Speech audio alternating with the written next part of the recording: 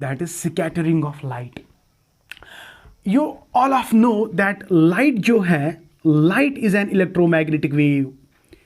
Light is an electromagnetic wave. Electromagnetic wave.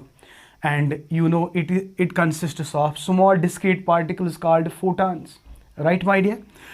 तो scattering, what scattering actually is? देखो, दो चीजें आपको याद रखनी है. स्कैटरिंग में क्या होता है, इलेक्ट्रोमैग्नेटिक वेव पहले एब्जॉर्ब होती है, देन एब्जॉर्ब के बाद वो री इमिट होती है. Suppose in atmosphere there are so many particles. तो जब लाइट रे स्ट्राइक करती है इन डस्ट पार्टिकल्स या जो भी पार्टिकल प्रेजेंट होता है एटमॉस्फेयर में, तो ये पार्टिकल के साथ इंटरेक्ट करती है. First it gets absorbed in this particle, then it re-emits in all directions. I hope it is clear to you. So in scattering of light, what you have to remember, first there is absorption of light. तो light जब particle पे पड़ती है वो पहले सारी absorb होती है और उसके बाद ये इमिट होती है इनटू ऑल डायरेक्शंस. जिस तरह आप देख सकते हैं ये एक इलेक्ट्रोमैग्नेटिक वेव है. यहां आप लिख सकते हैं इट्स अ लाइट पार्टिकल, या sorry it's a light ray. तो when it is absorbed by the particle, तो जिस पार्टिकल पे ये एब्जॉर्ब होगी और जो पार्टिकल स्कैटरिंग दिखाएगा, this is called scatterer. Scatterer. तो scatterer is actually the particle that undergoes scattering. So in scattering of light, two things you have to remember from your class when we talk about the class 10th. So these 2 points I think is enough to remember for the scattering of light. 12th में इस concept को आप अच्छे से पढ़ना है. बहुत सारे ऐसे कॉन्सेप्ट्स आपको मिलेंगे जो आपने 10th क्लास में नहीं पढ़े होंगे, like polarisation is there, photo electric effect is there, यहाँ Huygens principle are there, there are so many concepts. You have ray optics, you have wave optics. तो आपको बहुत कुछ पढ़े, लेकिन बेसिक्स आपको 10th में फाउंडेशन में आपको समझ आना चाहिए. तो स्कैटरिंग में बेटा क्या कितनी चीजें आपको जल्दी से मुझे बताओ, याद रखने हैं. दो चीजें, absorption of light and re-emittance. And re-emittance of light is called scattering of light. Scattering of light. तो एक्चुअली क्या होता है, आप ऐसे भी कह सकते हो कि जब इलेक्ट्रोमैग्नेटिक वेव पार्टिकल से टकराएगी तो it is bouncing back of the light into the all directions. आप बेटा ये भी लिख सकते हो. हाँ बेटा, तो आप ये भी कह सकते हो जो इलेक्ट्रोमैग्नेटिक वेव है, जब इलेक्ट्रोमैग्नेटिक वेव किसी एटम से, किसी मॉलिक्यूल से, किसी डस्ट पार्टिकल से टकराएगी तो वहां पे bouncing back of electromagnetic wave होगा.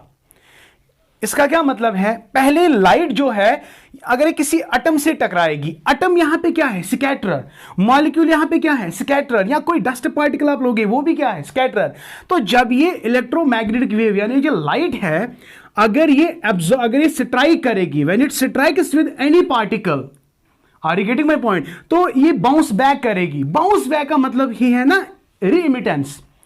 तो याद रखना है बेटा, scattering involves two things. One is the absorption of the light to the molecule, light strikes with the molecule, it gets absorbed in that and then it gets re-emitted, यानी दोबारा फिर क्या, ये बाउंस बैक होगी जहां से इसको जाना होगा. तो this we called as, my dear, scattering of light. And the particle which undergoes the scattering, that's called scatterer. That's called what? Scatterer. So this phenomena was basically explained by scientist Lord Rayleigh. तो इसने एक condition रखी कि scattering of light कब possible है. Scattering of light कब possible है, there is a law that is called Lord Rayleigh's law of scattering. तो what is that, let us see. So my dear, you have to remember कि what are the conditions. अब आपके पास ऐसे क्या conditions है कि आप कह सकते हो कि particle undergoes, okay, particle undergoes scattering. Yes my dear.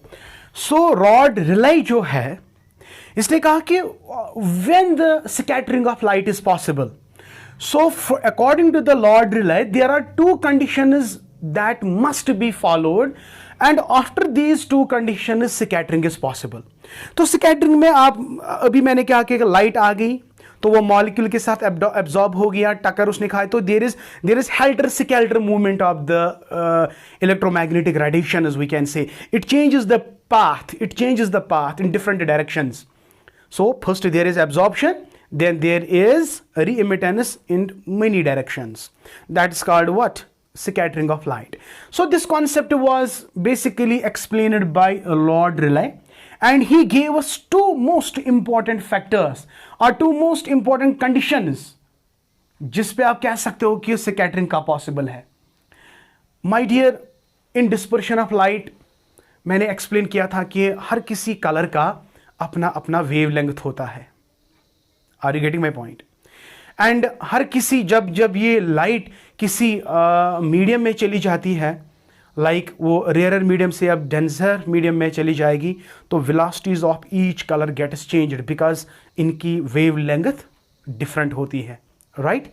तो पहली कंडीशन जो है, according to Lord Rayleigh, the intensity of the scattering, yani IS, intensity of the scattering is inversely proportional to the fourth power of the lambda. What is lambda here? Lambda here means wavelength. My dear, the light consists of 7 colors and each color has its own wavelength. So which color gets scattered most? It depends upon the wavelength. I hope it is clear to you. तो यहां अच्छी तरह से आप देख सकते हैं कि इंटेंसिटी ऑफ द स्कैटरिंग ज्यादा किसको होगी? जिसका वेवलेंथ कम होगा। जिसका वेवलेंथ क्या? तो less the wavelength greater is the intensity of the, are you getting my point? तो अगर हम एक टेबल में देखेंगे, सबसे ज्यादा वेवलेंथ रेड कलर को होती है and that is 7900 angstrom, right? और सबसे कम जो होती है वो वायलेट कलर की होती है, दैट इज 400 एंगस्ट्रॉम।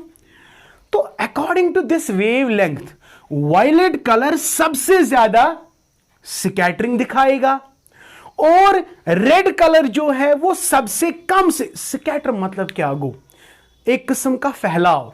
अगर यहां पे रेड कलर होगा ना, रेड कलर की वेवलेंथ ज्यादा है, तो ये फैले नहीं किया, रेड लाइट रोज एक सी जाए तो दूर से हमें रेड कलर ही दिखाई देगा, क्योंकि यहां से कोई रेड कलर नहीं होगा। लेकिन my dear, you see intensity of the scattering is inversely proportional fourth power of the lambda. ये सूटेबल है ब्लू लाइट के लिए। जब हम ब्लू लाइट रीजन देखते हैं, इसका wavelength exactly lambda raised power 4 मिलता है। तो that is why the most important phenomena जो आप देखते हो, you can see the sky blue in colour. Blue colour scatter ज्यादा होती है, दैट इज वाई आप आसमान को नीला रंग देखते हो, आसमान का रंग नीला आपको दिखाए। Why the sky is not red?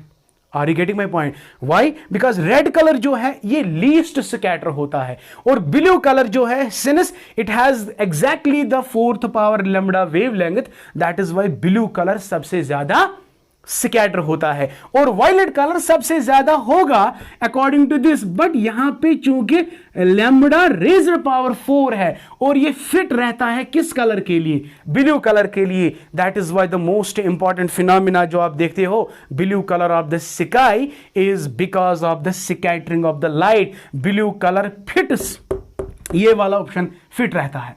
Number second, जो स्कैटर का साइज है ना, स्कैटर मॉलिक्यूल्स का, that must be less than the wavelength. अगर साइज ज्यादा होगा, स्कैटरिंग भाई पॉसिबल नहीं है। Size of the scatter must be less than the wavelength. So how many conditions are responsible for the scattering? There are two conditions. Scattering is possible when intensity of the scattering is inversely proportional to the fourth power of the lambda and scatter का size जो होगा वो होना चाहिए less than the wavelength. Are you getting my point? तभी तो आप देखते हो क्लाउड्स जो होते हैं, क्लाउड्स बिल्कुल नजदीक होता है हमारे, they are very near to the earth. इनका साइज का जो पार्टिकल साइज होता है ना, क्लाउड पार्टिकल साइज वो ग्रेटर देन होता है, that is X is greater than the wavelength. तो दैट इज वाई वो स्कैटर नहीं होता है. व्हाइट लाइट तो हमें क्लाउड्स व्हाइट दिखाई देते हैं, तो they don't undergo scattering, that is why they are white in colour. इसी तरह बेटा डेंजर सिग्नल जो होते हैं that are red in colour. Since red colour दूर से दिखाई देता है, are you getting my point? क्यों दिखाई देता है? क्योंकि वो ज्यादा स्कैटर नहीं होता है, बाकी कलर्स इजीली स्कैटर होते हैं, तो हमें रेड कलर ही दिखाई देता है. तो that is why red colour जो है वो डेंजर सिग्नल्स के लिए इस्तेमाल होता है, एम्बुलेंसेज में वगैरह. Are you getting my point? The reason is the red color do not undergo scattering. क्यों नहीं होता है? Because of the wavelength. उसका ज्यादा wavelength, come intensity of scattering. I hope it is clear to you, my dear. And one more point that is important. Now, I think this much is important. तो वो कौन से ऐसे phenomena है जो हम explain कर सकते हैं on the basis of scattering of light? One is blue color of the sky, and we can also explain the red signal. Red signal जो होता है, why we use the red signals as a danger sign? Because जो red color होता है वो scatter least होता है, इसमें scattering ज़्यादा नहीं होती है. That is why. So these are some applications of we can say scattering of the light. I hope it is clear to you. If you really enjoy my video, please do subscribe to my channel and share my channel as much as possible. Okay, say Khuda Hafiz, thank you, and always keep learning. Thank you.